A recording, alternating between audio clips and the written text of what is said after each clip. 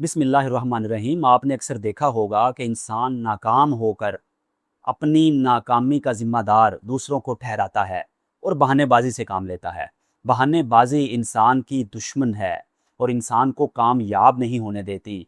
तो अब वो क्या तरीके हैं जिनकी मदद से हम बहानेबाजी से बच सकते हैं?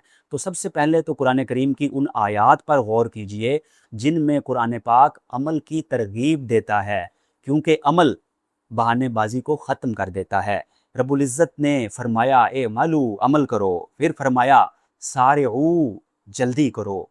इन अल्फाज को पेश नज़र रखें तो इंशाअल्लाह ताला आप बहानेबाजी से बच सकते हैं। और फिर यूँ करें कि जब आपके सामने कोई बहाना आए, जब आप बहाना बनाएं, आपका दिल बहाना बनाने को चाहे, मसलन मेरे पास वक्त नहीं, ये मत कहें।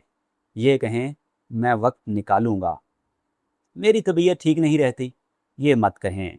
ये कहें मैं वर्जिश करता हूँ, मेरी सेहत दूसरों से बेहतर है। ये मत कहें मैं इतना ज़हीन नहीं जितना दूसरे, बल्कि ये कहें मुझ में सलाहियत है।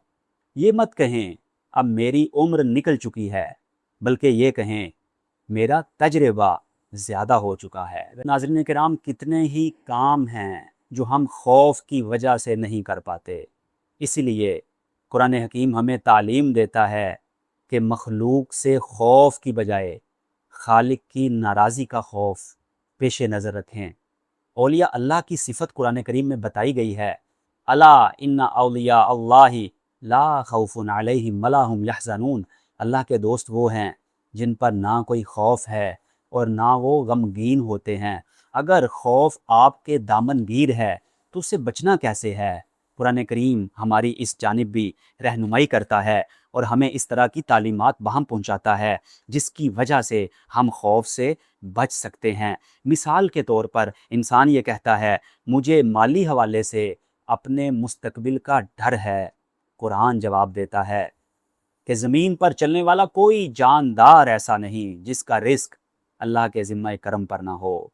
और फिर आप अगर खौफ से बचना चाहते हैं तो कुरान करीम की ये तालीम पेश नज़र रखें। अल्लाह ताला फरमाता है ला तखाफू, मत डरो। फिर ये तालीम पेश नज़र रखें जब कोई काम करने लगें और आप पर खौफ तारी हो जाए तो याद कर लें कि अल्लाह ताला इरशाद फरमाता है इन्ना माइया रब्बी। ये मूसा अलैहिस्सलाम के अल्फाज हैं, मेरे साथ मेरा रब है। इसी तरह अल्लाह ताला से दुआ करते रहें कि हमें हर तरह के खौफ से निजात अता फरमाए।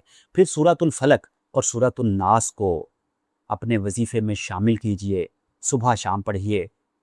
इंशाअल्लाह ताला आप हर तरह के खौफ से अमान में आ जाएंगे और कामयाबी आपका मुकद्दर होगी। नाज़रीन किराम, ये बड़ी अजीब बात है कि हम हमेशा हासिद से अल्लाह ताला की पनाह मांगते हैं, लेकिन ये कभी नहीं सोचते कि कहीं हम भी तो हासिदीन में से नहीं। यकीनन हासिद नुकसान पहुंचाता है, लेकिन अगर इंसान खुद हासिद हो तो उसका भी ईमान और दीन तबाह हो जाता है और हर वक्त वो अपनी आग में जलता रहता है। तो जिस तरह सूरतुल फलक हासिदीन के शर से बचने के लिए है, ये अपने आप को हसद की बीमारी से बचाने के लिए भी पढ़ा करें, इस नीयत से भी पढ़ा करें कि अल्लाह ताला हमें भी हसद करने से महफूज रखे। अगर आप चाहते हैं कि आप हसद से महफूज रहें तो फिर क्या करना पड़ेगा? फिर आपको अपनी नेमतों पर गौर व फिक्र करना पड़ेगा। रोज़ाना 3 नेमतें लिखें और उन पर अल्हम्दुलिल्लाह कहने की आदत अपनाएं। और जिससे हसद हो रहा है उसके लिए दिल से दुआ करें कि या अल्लाह उसकी नेमतों में इजाफ़ा फरमा। कितने ही काम हैं जो हम एहसास कमतरी की वजह से नहीं कर पाते। एहसास कमतरी वो खामोश जहर है जो इंसान को तबाह कर देता है। इससे बचने के क्या तरीके हैं? अगर आप एहसास कमतरी का शिकार हैं तो आप कम अज़ कम वो 3 नेमतें अपनी डायरी में लिखें जो अल्लाह ताला ने आपको अता की हैं। तो इंशाल्लाह आप एहसास कमतरी से महफूज हो जाएंगे। और फिर उस आयत पर गौर करें कि अल्लाह ताला फरमाता है वलाकद कर्रमना बनी आदम, हमने बनी आदम को अज़मत और तकरीम अता की है, मुअज़्ज़ज़ बनाया है। और फिर देखिए अल्लाह ताला ने आपको उम्मत मुहम्मदिया में पैदा किया اللہ تعالیٰ نے آپ کو قرآن کریم جیسا عظیم تحفہ عطا فرمایا، اللہ تعالیٰ نے آپ کو کتنی نعمتیں عطا فرمائی ہیں، ان ساری باتوں پر غور کرتے رہیں تو آپ احساس کمتری سے بچ سکتے ہیں۔ اور سب سے اہم بات، ان لوگوں کے ساتھ وقت گزاریے جو حوصلہ افزائی کرتے ہیں، نہ کہ ہمیشہ آپ کو طنز اور تنقید سے پریشان کرتے ہیں۔ ناظرین کرام، لالچ ایک ایسی آگ ہے جو انسان کا سکون جلا کر راکھ کر دیتی ہے۔